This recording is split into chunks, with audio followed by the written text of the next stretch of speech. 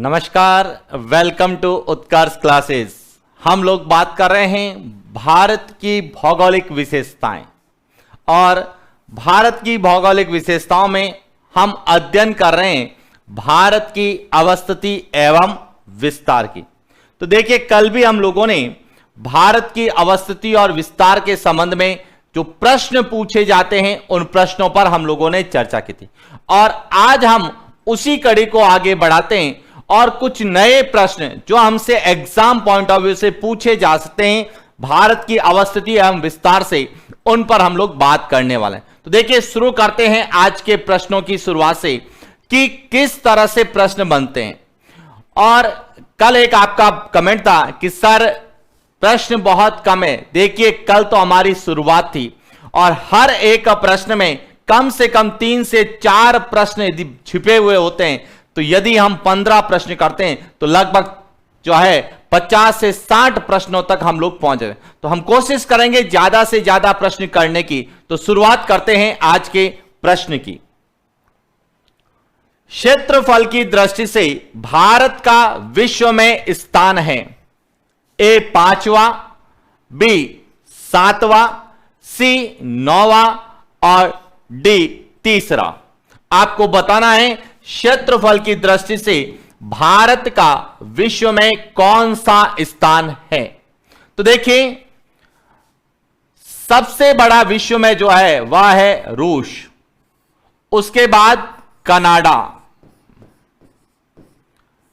इसके बाद है चीन, यूएसए, ब्राजील, ऑस्ट्रेलिया,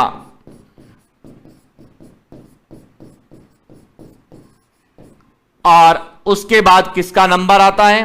भारत का नंबर आता है। तो देखिए, क्षेत्रफल की दृष्टि से भारत का विश्व में स्थान कौन सा है? 7वां स्थान है। कल भी हमने चर्चा की थी, लेकिन इसको किस रूप में और पूछा जाता है उन प्रश्नों की भी हम लोग बात कर रहे हैं। देखिए, क्या पूछा जा सकता है आपसे? यहां पूछा जा सकता है कि कौन सा देश भारत से क्षेत्रफल की दृष्टि में बड़ा है। तो यहां 6 जो देश हैं यहां क्षेत्रफल की दृष्टि से भारत से बड़े हैं, और इसके अलावा यदि किसी देश का नाम आता है तो वह क्षेत्रफल की दृष्टि से छोटा है।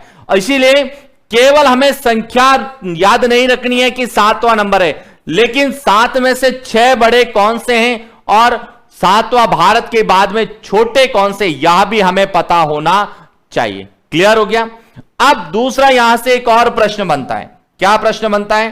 पूछा जाता है कि 7वां स्थान है तो पूरे विश्व का कितना प्रतिशत क्षेत्रफल आता है। तो यह भी कल हमने चर्चा की थी कि पूरे विश्व के क्षेत्रफल का लगभग 2.4% है। क्लियर हो गया? और यदि जनसंख्या की दृष्टि से पूछा जाए, जनसंख्या की दृष्टि से तो कौन सा स्थान है? दूसरा स्थान है। सबसे बड़ा चाइना और चाइना के बाद में जो है वह भारत है। इसीलिए क्षेत्रफल की दृष्टि से भी पूछा जा सकता है और जनसंख्या की दृष्टि से भी पूछा जा सकता है। क्लियर हो गया? यह तो था पहला प्रश्न। चलते हैं आगे। म्यांमार के साथ सीमा बनाने वाला राज्य नहीं है। ए अरुणाचल प्रदेश, बी आसाम, सी मणिपुर, डी मिजोरम। कौन सा देश है जो म्यांमार के साथ सीमा नहीं बनाता है? तो देखिए,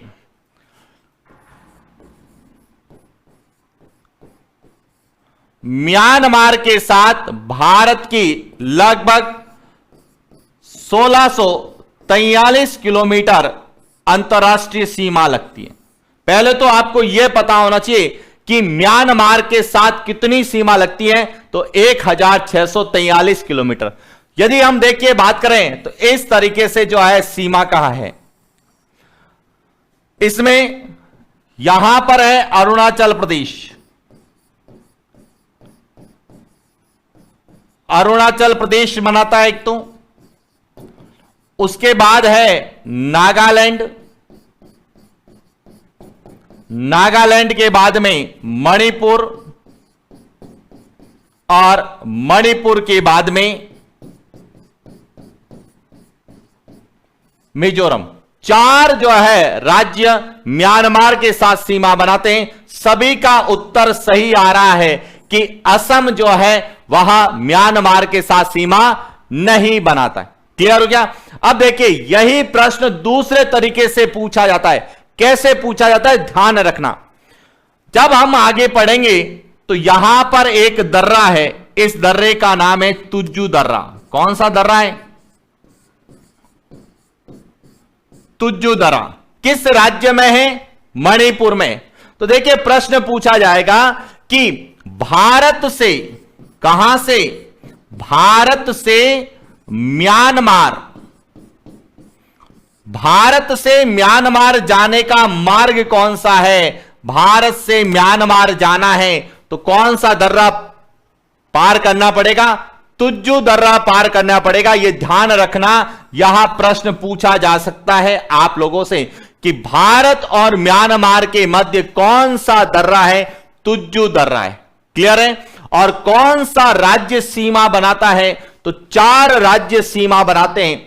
अब इसमें आपसे क्रम भी पूछा जा सकता है कि म्यांमार के साथ सीमा बनाने वाले भारत के राज्यों का उत्तर से दक्षिण क्रम। तो यहां उत्तर और यहां दक्षिण, उत्तर से दक्षिण क्रम भी पूछा जा सकता है। ध्यान रखना, उत्तर से दक्षिण में अरुणाचल प्रदेश, नागालैंड, मणिपुर और मिजोरम है। दक्षिण से उत्तर पूछा जाए, मिजोरम, मणिपुर, नागालैंड और अरुणाचल प्रदेश है। तो प्रश्न क्लियर हो गया। देखिए, सभी प्रश्न म्यांमार को लेके कितने प्रश्न बन सकते हैं? एक तो यहां पूछा जा सकता है कि म्यांमार के साथ भारत की कितनी अंतरराष्ट्रीय सीमा लगती है। दूसरा क्या पूछा जा सकता है? कितने राज्य म्यांमार के साथ सीमा बनाते हैं? 4 राज्य बनाते हैं। कौन कौन से बनाते हैं? अरुणाचल प्रदेश, नागालैंड, मणिपुर और मिजोरम। और या फिर पूछा जाता है भारत से म्यांमार जाने का मार्ग कौन सा है? तो वह कौन सा है? तुज्जू दर्रा है। ध्यान रख। अब एक और प्रश्न यहां से बनता है, वह भी मैं आपको साथ में करवा रहा हूं। यहां पर कुछ पहाड़ियां हैं, ध्यान रखना। इसको कहा जाता है पटकई बूम। पटकई बूम की पहाड़ियां, पटकई बूम की जो पहाड़ियां हैं यहां अरुणाचल प्रदेश में है। कहां पर है? अरुणाचल प्रदेश में है। और पटकई बूम की पहाड़ियां भारत और म्यांमार के बीच में सीमा बनाती है। ध्यान रखना, यह भी प्रश्न आप लोगों के लिए बहुत इंपॉर्टेंट है कि पटकई बूम की जो है पहाड़ियां कहां पर हैं? अरुणाचल प्रदेश में। या फिर पूछा जा सकता है कौन सी पहाड़ियां भारत और म्यांमार के बीच में सीमा बनाती है? पटकई बूम की पहाड़ियां भारत और म्यांमार के बीच में सीमा का निर्धारण करती है। अब शायद भारत और म्यांमार की सीमा को लेके एक भी प्रश्न आपका गलत नहीं होगा। चलते हैं नेक्स्ट क्वेश्चन। निम्नलिखित में से कर्क रेखा और भारतीय मानक समय रेखा दोनों गुजरने वाले राज्यों का युग्म है कि कहां से कर्क रेखा और भारतीय मानक समय रेखा। कर्क रेखा यानी कि 23.5 डिग्री उत्तरी अक्षांश और भारतीय मानक समय रेखा यानी कि 82.5 डिग्री पूर्वी देशांतर। यह दोनों ही कौन से ऐसे राज्य हैं जहां दोनों से गुजरती है? तो देखिए, एक एक चीज ध्यान रखना। सबसे पहले ध्यान रखना कर्क रेखा का।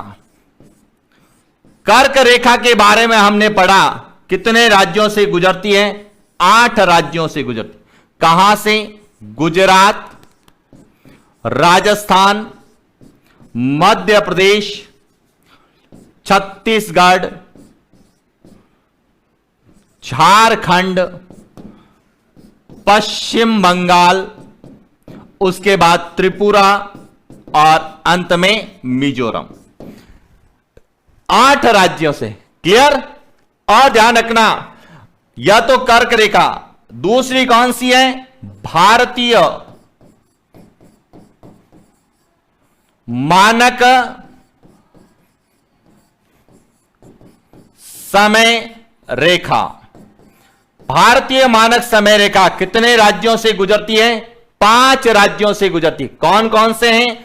सबसे पहला उत्तर प्रदेश, उसके बाद मध्य प्रदेश, उसके बाद छत्तीसगढ़, उसके बाद ओडिशा और उसके बाद आंध्र प्रदेश। अब दोनों में कॉमन कौन से हैं? तो देखिए, मध्य प्रदेश और छत्तीसगढ़ इसमें भी आ रहा है और मध्य प्रदेश और छत्तीसगढ़ इसमें भी आ रहा है। यानी कि जब हम यहां से इस तरह से चलते हैं और यहां से जब हम इस तरह से चलते हैं, तो यहां जो क्षेत्र आपको दिख रहा है, यहां क्षेत्र मध्य प्रदेश और छत्तीसगढ़ का, तो यहां मध्य प्रदेश और छत्तीसगढ़ से दोनों रेखाएं गुजरती है। तो इसका सही उत्तर क्या होगा? सी, मध्य प्रदेश और छत्तीसगढ़ होगा। ध्यान रखना, बहुत इंपॉर्टेंट है, क्योंकि यहां पर दोनों ही चीजें एक साथ आ गई। कौन कौन सी?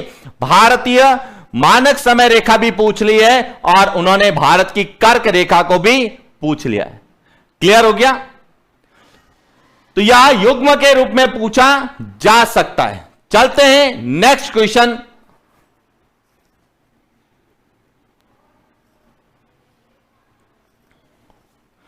भारत में कर्क रेखा की सर्वाधिक तथा न्यूनतम लंबाई वाले राज्यों का सही युग्म है। देखिए, आपसे कोई आंकड़ा नहीं पूछा जाएगा कि लंबाई कितनी है, लेकिन जब हम कर्क रेखा की 8 राज्यों के संदर्भ में पढ़ते हैं, तो 8 राज्यों के संदर्भ में जब हम पढ़ते हैं, एक एक चीज को लेके बात करते हैं।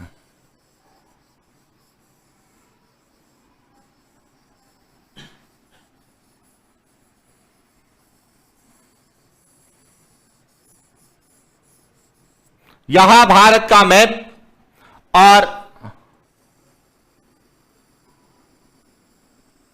यहां कर्क रेखा। अब ध्यान रखना, यहां से कौन सी चीज प्रश्न पूछ रहा है? सर्वाधिक। सर्वाधिक कहां से गुजरती है? एक मैप में यहां पर ड्रॉ कर रहा हूं, इजीली आपको समझ में आ जाएगा। यहां मध्य प्रदेश है। कौन सा है? मध्य प्रदेश।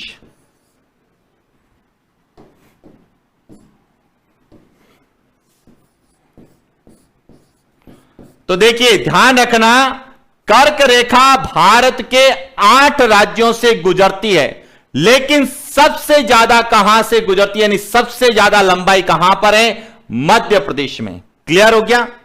तो मध्य प्रदेश केवल एक में, तो सीधा ही उत्तर क्या हो जाएगा हमारा? सही। लेकिन न्यूनतम आपको याद रखना है, तो न्यूनतम कहां से गुजरती है? तो जो हमारा राजस्थान है। न्यूनतम कहां पर है? राजस्थान से गुजरती है, राजस्थान। तो यहां भी आपके एग्जाम पॉइंट ऑफ व्यू से इंपॉर्टेंट है कि राजस्थान और भारत दोनों को लेके पूछा जा रहा है। इसका सही उत्तर कौन सा है? ए है कि कर्क रेखा की सबसे ज्यादा लंबाई मध्य प्रदेश में है और सबसे कम लंबाई राजस्थान में। कितने राज्यों से गुजरती है? 8 राज्यों से गुजरती है। और कर्क रेखा, एक और इंपॉर्टेंट चीज ध्यान रखना, बहुत प्रश्न पूछा जाता है। इंपॉर्टेंट क्या पूछा जाता है? नोट कर लेना प्रश्न कि भारत से गुजरने वाला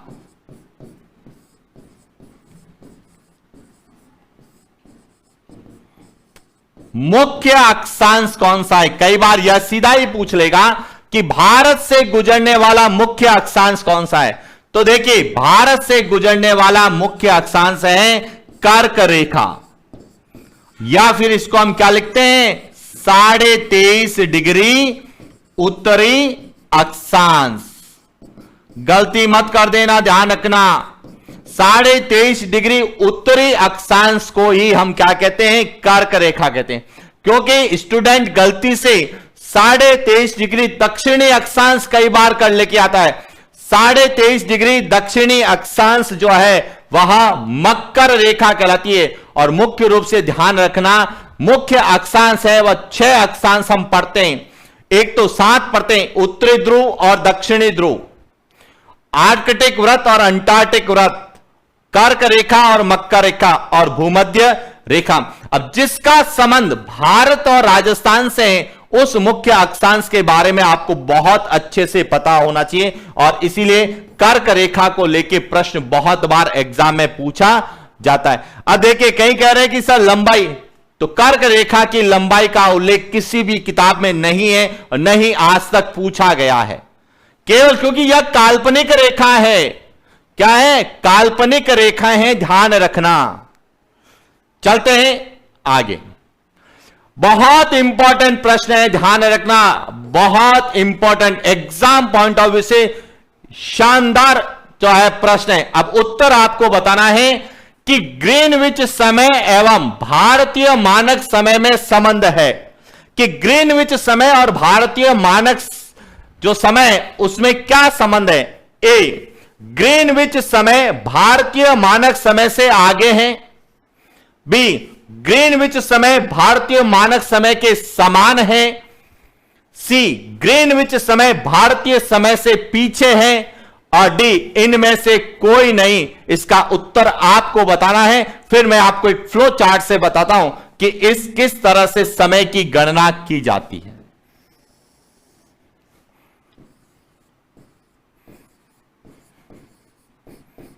0 डिग्री देशांतर, इसे कहा जाता है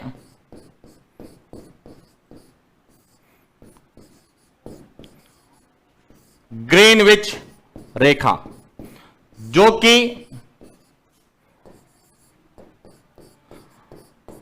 इंग्लैंड में लंदन की ग्रीनविच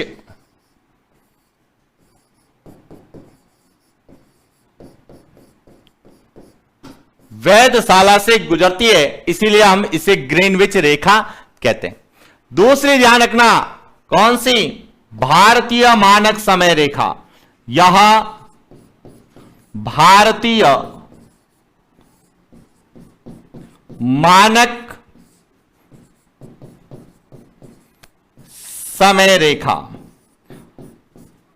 82.5 डिग्री पूर्वी देशांतर। क्लियर? अब देखिए, ध्यान रखना कि भारत का जो समय है यहां ग्रीनविच और भारत के समय में, तो हम लिखते हैं भारत का समय, भारत का समय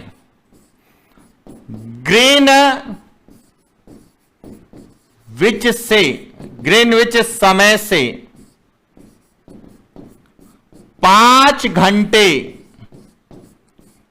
30 मिनट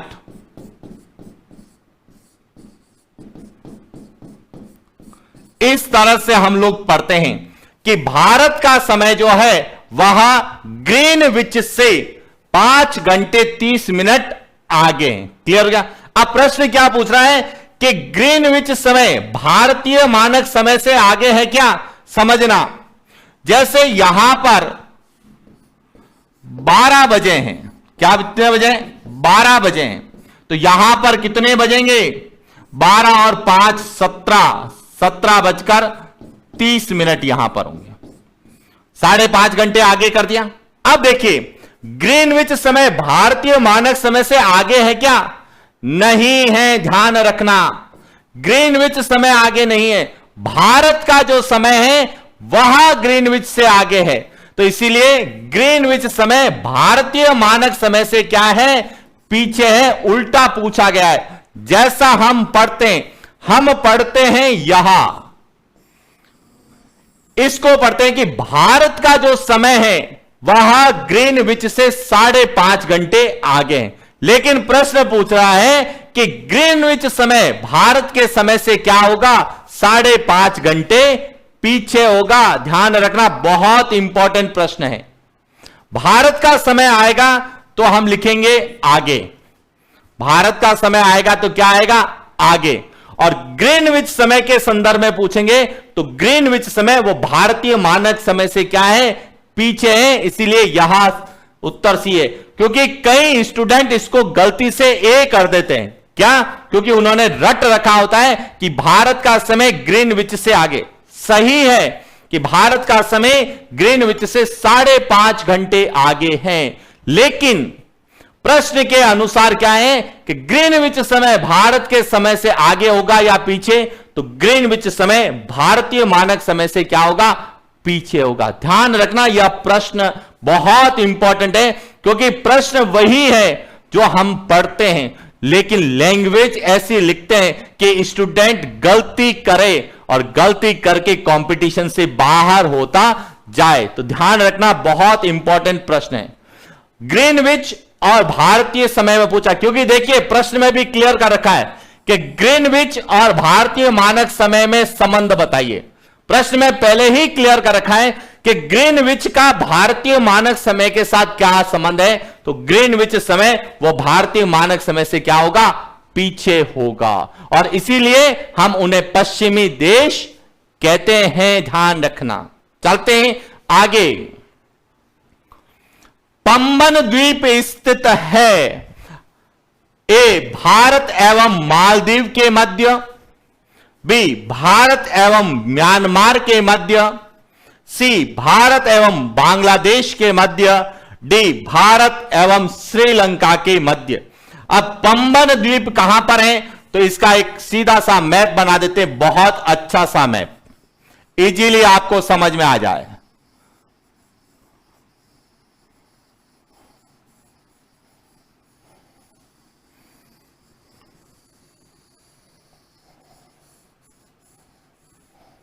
यहां भारत, यहां श्रीलंका। अब देखिए यहां समझना इंपॉर्टेंट, पंबन द्वीप जो है वह यहां पर है, यानी कि भारत और श्रीलंका के बीच में है। इसका सही उत्तर क्या है, डी है, भारत और श्रीलंका के बीच में। अब यहां से कई और प्रश्न पूछे जा सकते हैं। क्या पूछे जा सकते हैं, देखिए एक तो पूछा जा सकता है पंबन द्वीप,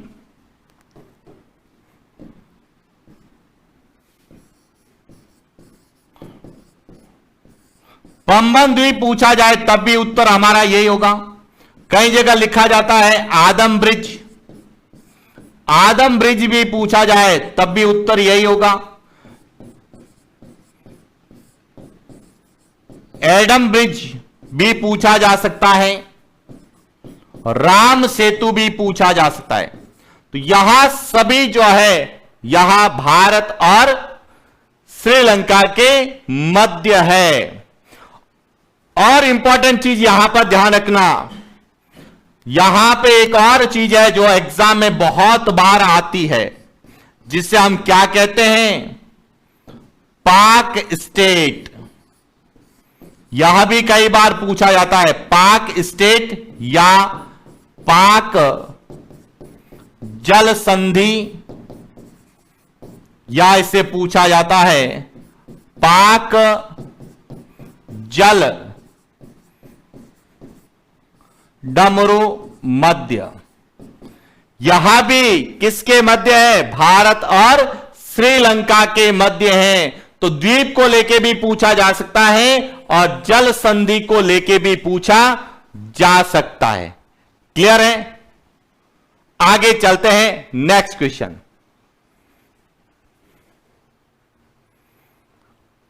काला पानी लिपुलेख विवाद किन दो देशों के मध्य है? बहुत इंपॉर्टेंट प्रश्न है और कुछ समय पहले तो बहुत चर्चा का विषय भी रहा है। काला पानी लिपुलेख विवाद किन दो देशों के मध्य है? ए भारत चीन, बी भारत पाकिस्तान, सी भारत नेपाल और डी भारत बांग्लादेश। लिपुलेख काला पानी विवाद, तो देखिए लिपुलेख काला पानी विवाद है क्या?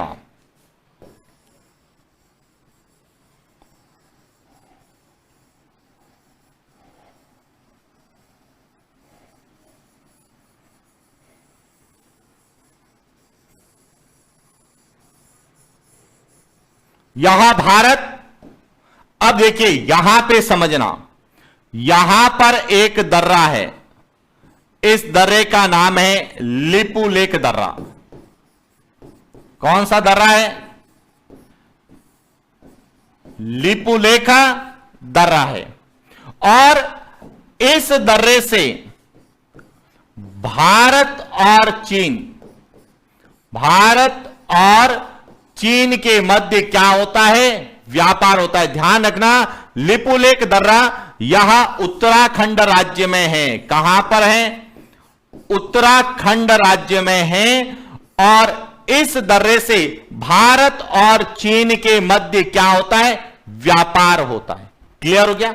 अब यहां समझने की चीज है कि भारत के द्वारा यहां पर सड़क का निर्माण किया गया। भारत के द्वारा यहां पर सड़क निर्माण किया गया। और जब सड़क निर्माण किया गया तो नेपाल ने इसका क्या किया? विरोध किया। और नेपाल ने अपना एक नया नक्शा जारी किया। उसमें इस क्षेत्र को, कौन से क्षेत्र को? यहां लिपुलेख वाला जो क्षेत्र है, इसको अपने नेपाल का हिस्सा बताया। किसका हिस्सा बताया? नेपाल का हिस्सा बताया। और इसीलिए जो है काला पानी लिपुलेख विवाद यहां भारत और नेपाल के मध्य विवाद है। ध्यान है, हमें डिस्ट्रिक्ट याद रखने की आवश्यकता नहीं है, हमें वहां की ज्योग्राफी याद रखने की है। क्या? कि लिपुलेख काला पानी विवाद किन दो देशों के बीच में? यह तो करंट का टॉपिक हो गया। लेकिन जब ज्योग्राफी में पूछा जाएगा तो सीधा यहां पूछा जाएगा कि लिपुलेख दर्रा किसको जोड़ता है? तो भारत से चीन जाने का यहां मार्ग है। किस राज्य में है? तो यहां उत्तराखंड में है। क्लियर हो गया? अब यहां कुछ इंपॉर्टेंट चीजें भी और पढ़ लेते हैं जो हमें पूछी जा सकती है। भारत और चीन के बीच यदि विवाद की बात करें तो कौन सा विवाद आता है? यह भी तो पूछा जा सकता है। डोकलाम विवाद पढ़ा होगा आप लोगों ने। डोकलाम विवाद पूछा जाएगा तो कौन से देशों के बीच में? भारत और चीन के बीच में। और कौन सा है? अभी चर्चा का विषय रहा है गलवान घाटी। गलवान घाटी जो है, यहां विवाद कौन से देशों के मध्य है? तो यहां भी भारत और चीन के मध्य है। और इंपॉर्टेंट, भारत और पाकिस्तान के बीच में जो है वह है सर क्रिक। आपसे पूछा जाए कि सर क्रिक विवाद किन दो देशों के मध्य है? तो भारत और पाकिस्तान के मध्य है। देखिए सियाचिन विवाद को समाप्त कर दिया गया है ऑपरेशन मेघदूत के तहत। जो वर्तमान में सबसे इंपॉर्टेंट विवाद है वह है सर क्रिक विवाद भारत और पाकिस्तान के मध्य। और एक है भारत और बांग्लादेश के मध्य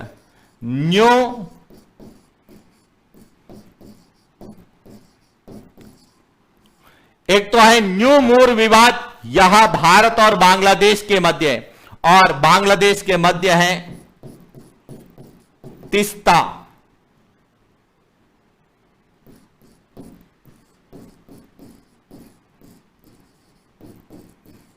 तो यह इंपॉर्टेंट और चर्चित विवाद है एग्जाम पॉइंट ऑफ व्यू से।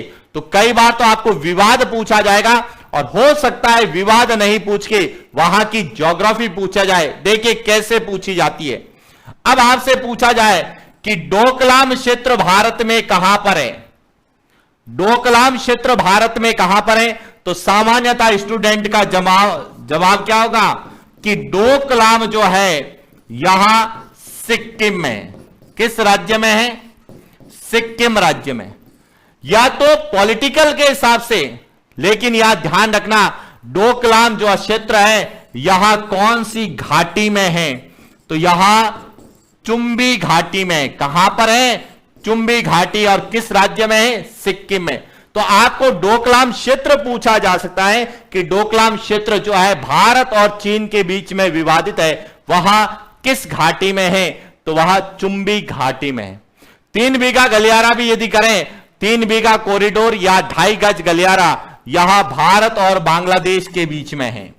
3 बीघा कॉरिडोर या 2.5 गज गलियारा यहां भी भारत और बांग्लादेश के बीच में विवादित है। तो सब चीजें आपको क्लियर। अरुणाचल प्रदेश में नहीं है चुंबी घाटी, चुंबी घाटी सिक्किम में है और डोकलाम विवाद के रूप में, ध्यान रखना। तो अब शायद आपको क्लियर हो गया कि करंट को ज्योग्राफी में किस तरह से जोड़ के पूछा जाता है। क्लियर हो गया? कमेंट्स करिए, फिर आगे चलते हैं हम लोग। यहां भी इंपॉर्टेंट है, 24 डिग्री चैनल किन दो देशों के मध्य स्थित है? 24 डिग्री चैनल, ए भारत मालदीव, बी भारत इंडोनेशिया, सी भारत पाकिस्तान और डी भारत श्रीलंका।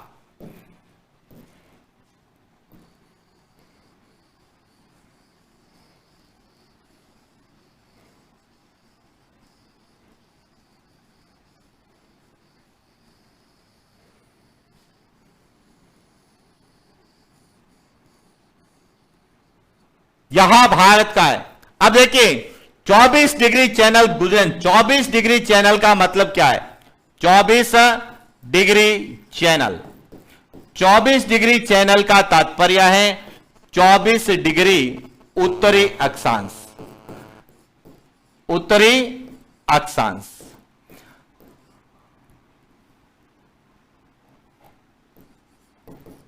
चौबीस डिग्री उत्तरी अक्षांश।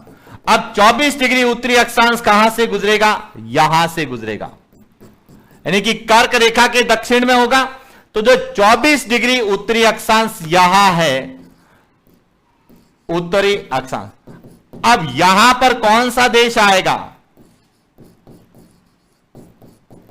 पाकिस्तान आएगा।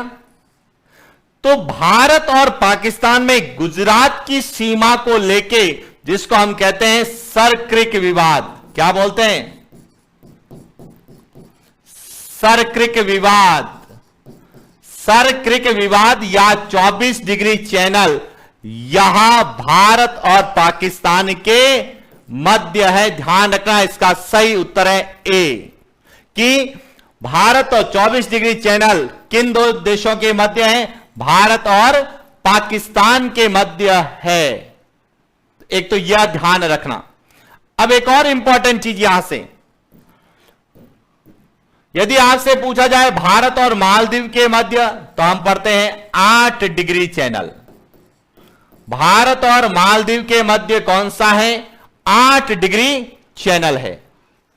भारत और इंडोनेशिया के मध्य कौन सा है? 6 डिग्री चैनल।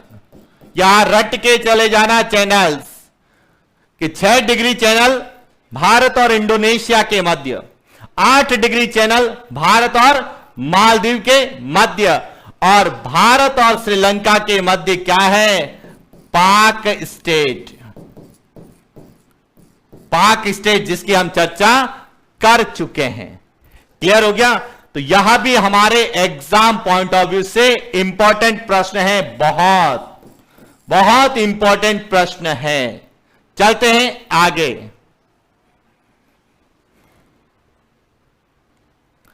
यहां भी इंपॉर्टेंट प्रश्न है, ध्यान रखना। ज्योग्राफिकली बहुत कुछ चीजें इंपॉर्टेंट है कि स्टेपल विद्या, जिसे हम कहते हैं नत्थी विद्या, का संबंध किस राज्य और केंद्र शासित प्रदेश से है? स्टेपल विद्या या नत्थी विद्या का संबंध कौन से राज्य या केंद्र शासित प्रदेश से है? ए सिक्किम अरुणाचल प्रदेश, बी जम्मू कश्मीर अरुणाचल प्रदेश, सी हिमाचल प्रदेश उत्तराखंड और डी लद्दाख हिमाचल प्रदेश। अब आपको पता होना चाहिए स्टेपल वीजा है क्या।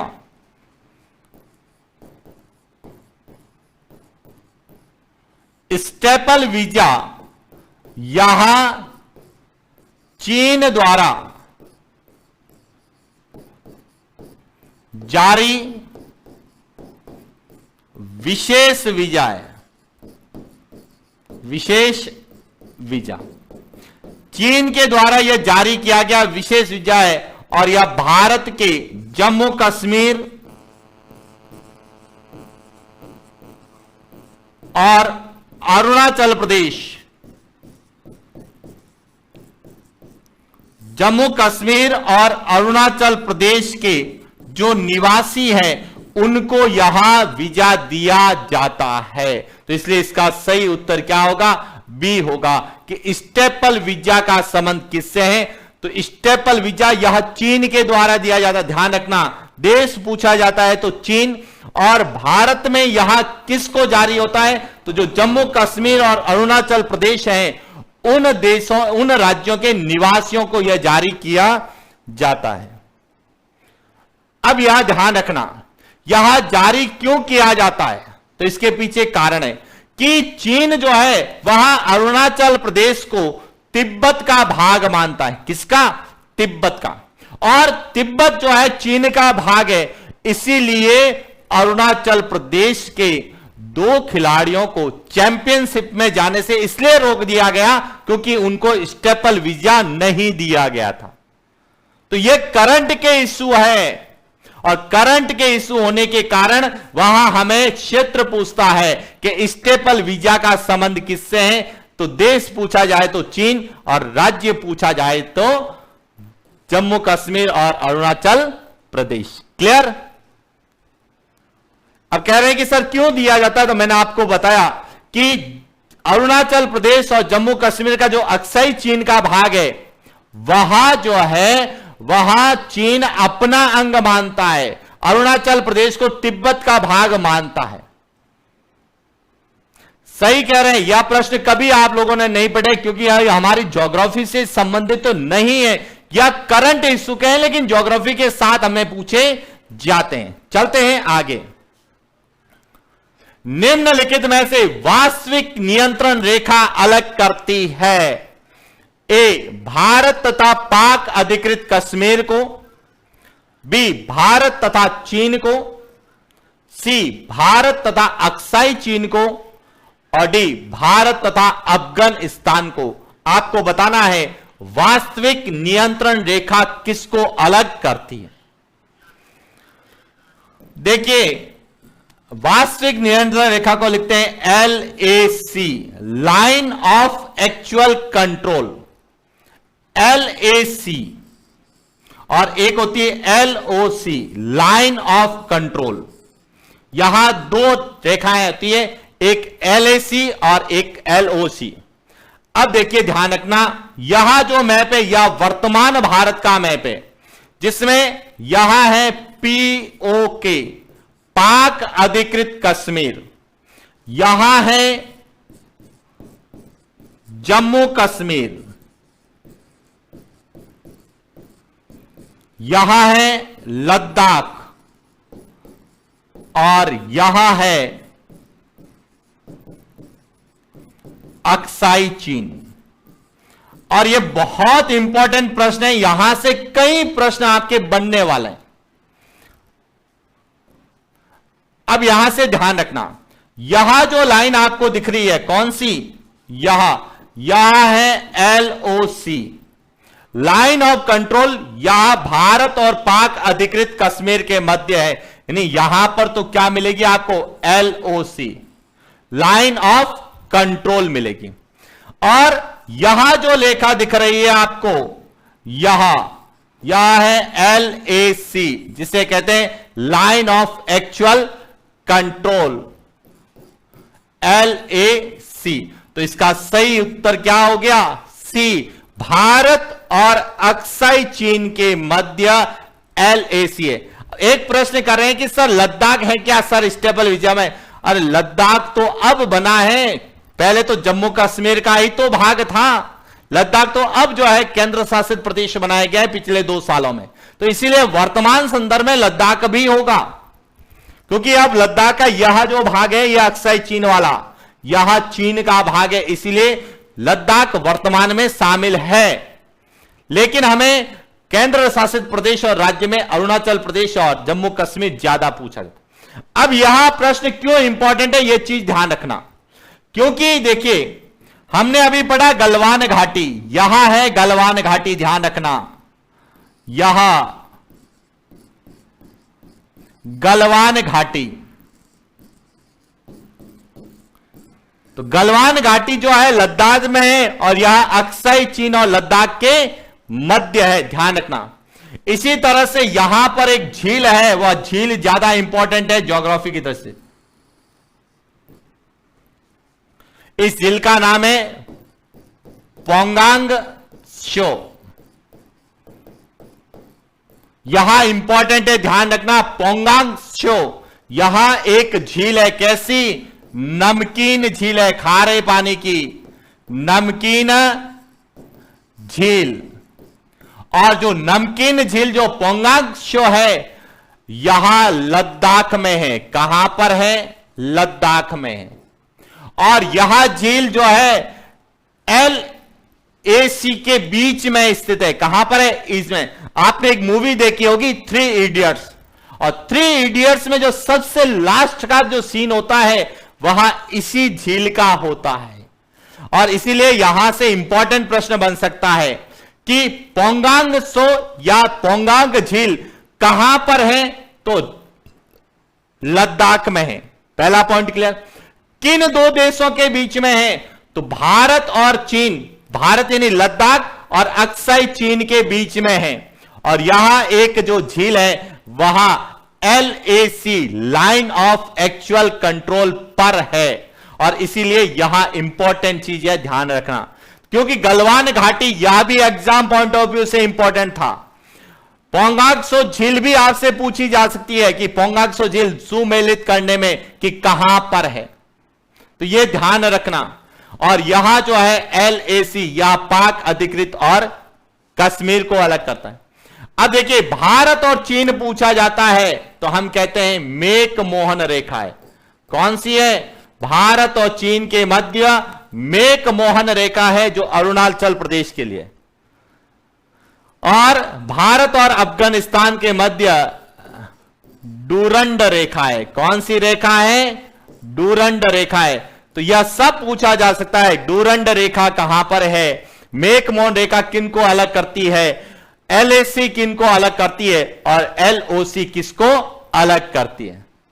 तो यह एग्जाम पॉइंट ऑफ व्यू से ध्यान रखना बहुत इंपॉर्टेंट चीज है। चलते हैं आगे। त्रिसंघीय क्षेत्र ट्राई जंक्शन से संबंधित देशों का सही युग्म है। आपको बताना है कि जो त्रिसंघीय क्षेत्र जिसे हम ट्राई जंक्शन कहते हैं, यहां किन 3 देशों के मध्य है। मैप बना लेता हूं मैं भारत का अच्छे से, ताकि इजीली आपको समझ में आ जाए कि ट्राई जंक्शन है कहां।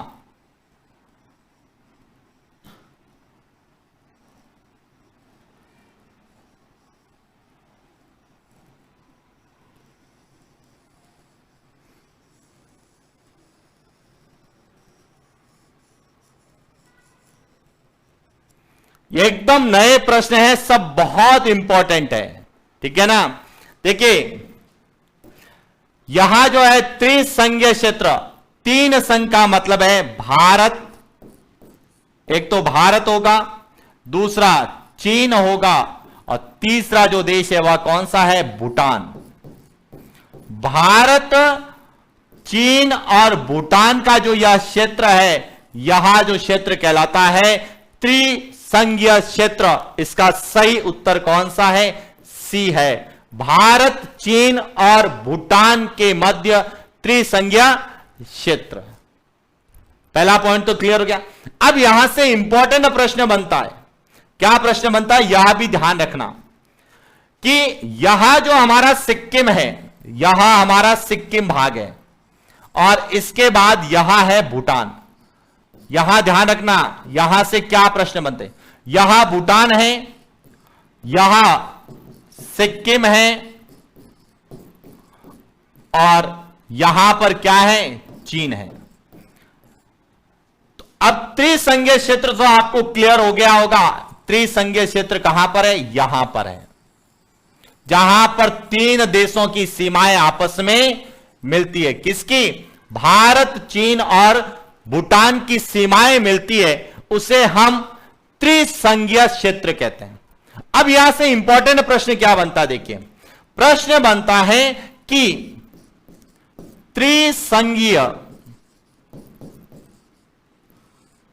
क्षेत्र विवाद, कि इस क्षेत्र को लेके विवाद जो है वह किन दो देशों के बीच में, ध्यान रखना कि त्रिसंघीय जो क्षेत्र है यहां विवाद किन दो देशों के बीच में है, तो यहां जो है चीन और भूटान के मध्य विवाद है। ध्यान रखना, त्रिसंघीय क्षेत्र में भारत का नाम नहीं आता है। भारत त्रिसंघीय क्षेत्र में स्थित जरूर है, लेकिन विवाद जो है वह चीन और भूटान के बीच में। अब इस विवाद के कारण यह इंपॉर्टेंट कैसे है, यह भी ध्यान रखना। यहां इंपॉर्टेंट है इसकी वजह से कि यहां से यहां पर जाने के लिए एक दर्रा है जिसे हम कहते हैं जेलेपला दर्रा, और प्रश्न हमें यही पूछा जाता है कि जेलेपला दर्रा जो है वह किस राज्य में है। जेलेपला दर्रा सिक्किम में है, किसको जोड़ता है, भारत और भूटान को जोड़ता है। और यहीं पर एक और दर्रा है, इस दर्रे का नाम है नाथुला दर्रा।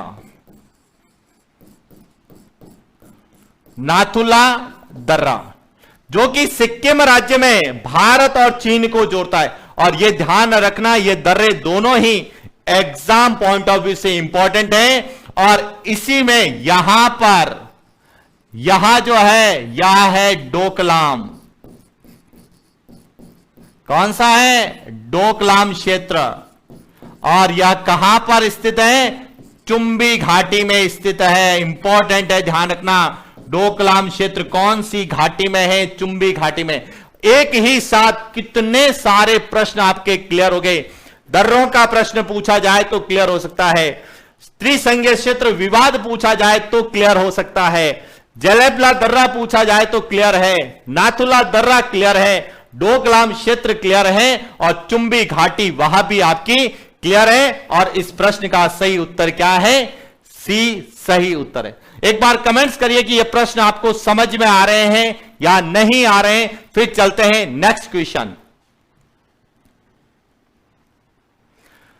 बहुत इंपॉर्टेंट है, सुगोली संधि का संबंध किन दो देशों से है।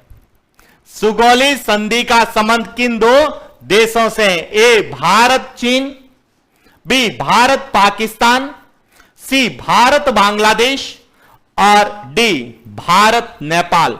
तो देखिए सुगोली संधि क्या है। सुगोली संधि, यहां संधि 2 दिसंबर 1815 को ईस्ट इंडिया कंपनी और नेपाल के मध्य हुई थी। किसके मध्य हुई थी, ईस्ट इंडिया कंपनी और नेपाल के मध्य हुई थी।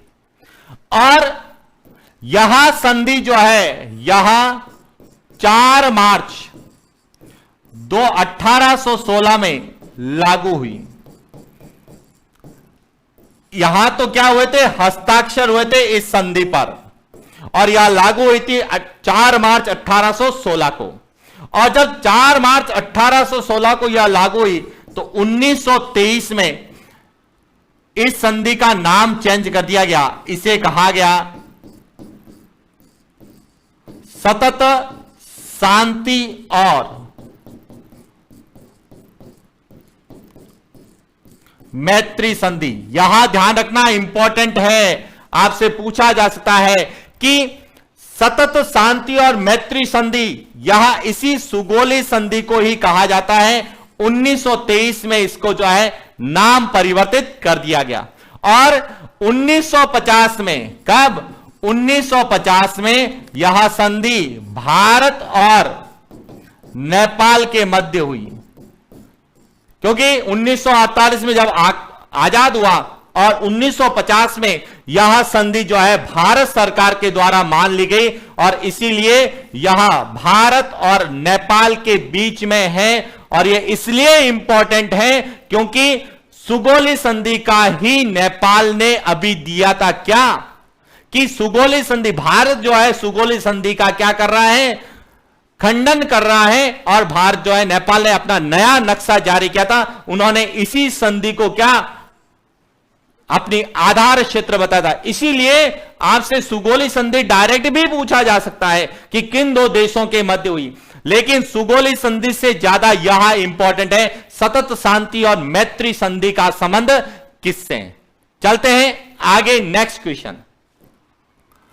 भारत का कौन सा राज्य बांग्लादेश से 3 ओर से घिरा हुआ है? ए मिजोरम, बी त्रिपुरा, सी पश्चिम बंगाल, डी मेघालय। देखिए बांग्लादेश से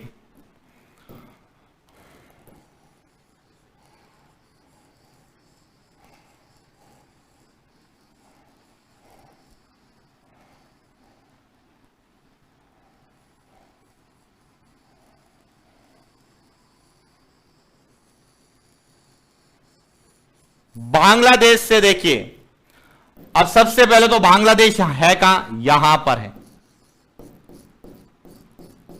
बांग्लादेश। कितनी सीमा बनाता है? 4096.7 किलोमीटर यह भारत के साथ सीमा बनाता है सर्वाधिक। इधर है पश्चिम बंगाल, पश्चिम बंगाल, यहां पर है मेघालय, यहां पर है आसाम, यहां है त्रिपुरा और यहां है मिजोरम। अब देखिए यहां से इंपॉर्टेंट चीज कि जो त्रिपुरा जो है वह इस तरीके से है, ध्यान रखना।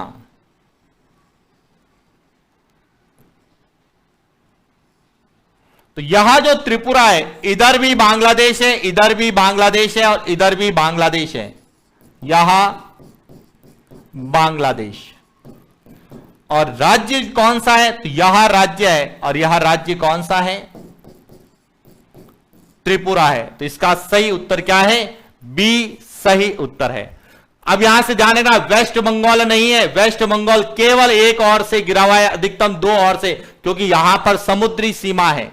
तो त्रिपुरा एक ऐसा राज्य है जो तीनों ओर से बांग्लादेश से घिरा हुआ है। इधर भी बांग्लादेश, इधर भी बांग्लादेश और इधर भी बांग्लादेश है। इसीलिए यह ध्यान रखना एग्जाम पॉइंट ऑफ व्यू से, क्योंकि यहां स्थिति और विस्तार को ज्योग्राफिकली पूछा जाता है और यह सभी मैप बेस्ड क्वेश्चन है। ध्यान रखना, जिसको मानचित्र अच्छे से याद है उनका 50% जीके क्लियर है। क्लियर हो गया? तो ध्यान रखना बांग्लादेश, और बांग्लादेश के लिए इसलिए इंपॉर्टेंट है क्योंकि बांग्लादेश भारत के साथ सर्वाधिक अंतरराष्ट्रीय सीमा बनाता है। चलते हैं नेक्स्ट क्वेश्चन। भारत का कुल देशांतरीय विस्तार कितना है? बताना है। विस्तार को लेकर प्रश्न है कि भारत का कुल देशांतरीय विस्तार कितना है? A 29 degree 2 minute, B 29 degree 18 minute, C 29 degree 20 minute और डी 29 डिग्री 30 मिनट। पता कैसे चलेगा? यहां पता चलेगा, यहां से। यहां कौन सा देशांतर है? 68 डिग्री 7 मिनट पूर्वी देशांतर। और यहां से कौन सा देशांतर गुजरता है? 97 डिग्री 25 मिनट पूर्वी देशांतर। तो यहां भारत का देशांतरीय विस्तार है, ध्यान रखना। अब इन देशांतरीय विस्तारों में जब हम बड़ी संख्या को छोटी संख्या में से घटाते हैं तो कितना आएगा? 29 डिग्री 18 मिनट देशांतर। तो भारत का जो देशांतरीय विस्तार कितना है, इसका सही उत्तर है बी, क्योंकि यहां पर देशांतरीय विस्तार देशांतरों को नहीं पूछा है, इन देशांतरों के अंतर को पूछा है। तो जिस तरह से देशांतरीय विस्तार पूछा है उसी तरह से जो है आपसे अक्षांशीय विस्तार भी पूछा जाएगा, जिसकी हम आगे बात करेंगे। तो यहां भी प्रश्न आपको क्लियर हो गया, देशांतरीय विस्तार कितना है। दोनों तरीके से पूछा जा सकता है। यहां भी पूछा जा सकता है कि भारत कौन से देशांतरों के मध्य स्थित है, तो 68 डिग्री 7 मिनट पूर्वी देशांतर से 97 डिग्री 25 मिनट पूर्वी देशांतर के मध्य स्थित है।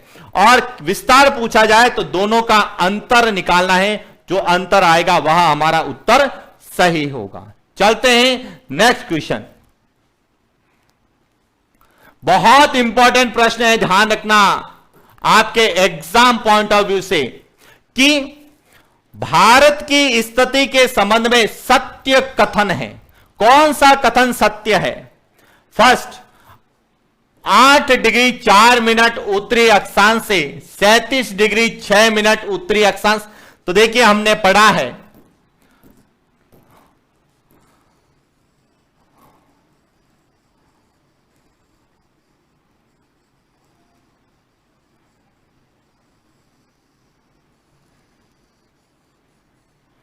कि भारत जो है इसका अक्षांश से विस्तार यदि मुख्य भूमि से पूछा जाए तो 8 डिग्री 4 मिनट, 8 डिग्री 4 मिनट उत्तरी अक्षांश से 37 डिग्री 6 मिनट उत्तरी अक्षांश। इसका मतलब एक तो क्या है, सही है। दूसरा है 8 डिग्री 4 मिनट पूर्वी देशांतर से 37 डिग्री 6 मिनट पूर्वी देशांतर नहीं है। फिर है 68 डिग्री 7 मिनट उत्तरी अक्षांश से 97 डिग्री 25 मिनट उत्तरी अक्षांश, यह भी नहीं है। फिर है 68 डिग्री 7 मिनट पूर्वी देशांतर से 97 डिग्री 25 मिनट पूर्वी देशांतर, यानी देशांतरीय विस्तार कितना है, 68 डिग्री 7 मिनट पूर्वी देशांतर से 97 डिग्री 25 मिनट पूर्वी देशांतर, यानी कि राजस्थान का अक्षांशीय और देशांतरीय विस्तार दोनों एक साथ पूछे हैं। अब पूछ रहा है कि सत्य कथन कौन सा है, तो सत्य कथन 1 और 4 सही है। ध्यान रखना इसका सही उत्तर है बी, 1 और 4। और इस तरह के प्रश्न इसलिए पूछे जाते हैं क्योंकि एक ही प्रश्न में हमें भारत की अक्षांशीय और देशांतरीय विस्तार दोनों क्लियर हो जाए। क्लियर हो गया? चलते हैं नेक्स्ट क्वेश्चन। वापस प्रश्न आ गया, देखिए भारत का अक्षांशीय विस्तार कितना है, कि भारत का अक्षांशीय विस्तार। अब देखिए भारत के अक्षांशीय विस्तार की हम लोग बात कर देते हैं।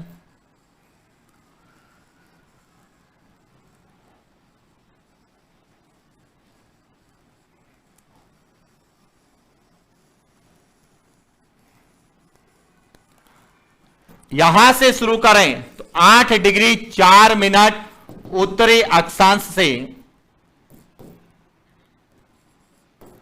37 डिग्री 6 मिनट उत्तरी अक्षांश।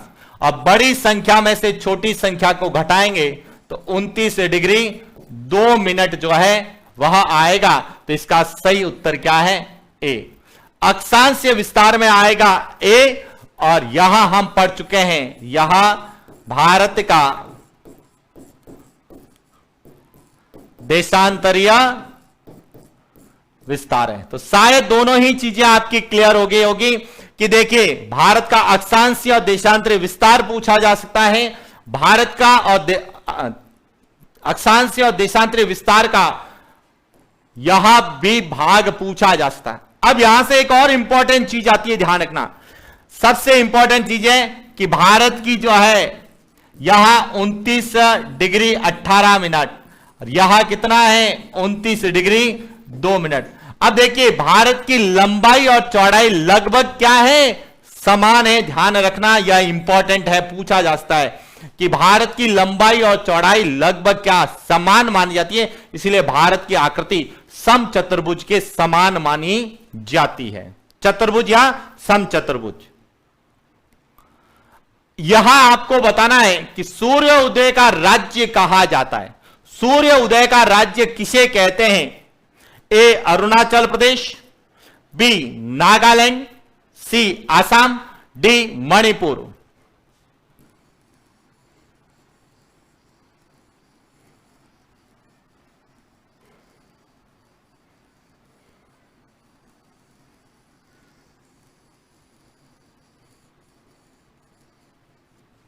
अब देखिए, अब यह बहुत इंपॉर्टेंट, बहुत सिंपल सी चीज है। सूर्य किस दिशा से उदय होता है, पूरब दिशा से उदय होता है। जब पूरब दिशा से उदय होगा तो सबसे पहले कहां दिखेगा? यहां जो पूरब में, और यह कौन सा राज्य है? अरुणाचल प्रदेश। जहां सूर्य उदय सबसे पहले होगा वहां सूर्य उदय वाला राज्य होगा। इसका सही उत्तर क्या है? ए, अरुणाचल प्रदेश। और यदि पूछा जाए सूर्य अस्त सबसे कहां अंत में होगा, तो यहां पर सूर्योदय और सूर्यास्त सबसे अंत में। और यह राज्य कौन सा है? गुजरात। तो सूर्य उदय और सूर्यास्त वाले हम राजस्थान के संदर्भ में तो पढ़ते हैं, भारत के संदर्भ में भी आपको पता होना चाहिए कि जो पूरब में होगा वहां सूर्य उदय और सूर्यास्त सबसे पहले होगा, और जो पश्चिम में होगा वहां सूर्य उदय और सूर्यास्त सबसे बाद में होगा। चलते हैं नेक्स्ट क्वेश्चन। भारत की अंतरराष्ट्रीय सीमा का अवरोही क्रम बताइए। देखिए, भारत की अंतरराष्ट्रीय सीमा का अवरोही क्रम आपको बताना है। A, Pakistan, Nepal, Myanmar, Bhutan. B, Myanmar, Nepal, Pakistan, Bhutan. C, Pakistan, Myanmar, Nepal, Bhutan. और डी, पाकिस्तान, म्यांमार, भूटान, नेपाल। तो इसका आंसर आप कल की क्लास में दीजिए। कल कुछ प्रश्न और बचे हुए हैं, उन पर हम चर्चा करेंगे। आज के लिए इतना ही। एक बार कमेंट्स करिए कि क्लास आपको कैसी लगी, प्रश्न आपके परीक्षा के अकॉर्डिंग आपके लेवल के थे या नहीं थे।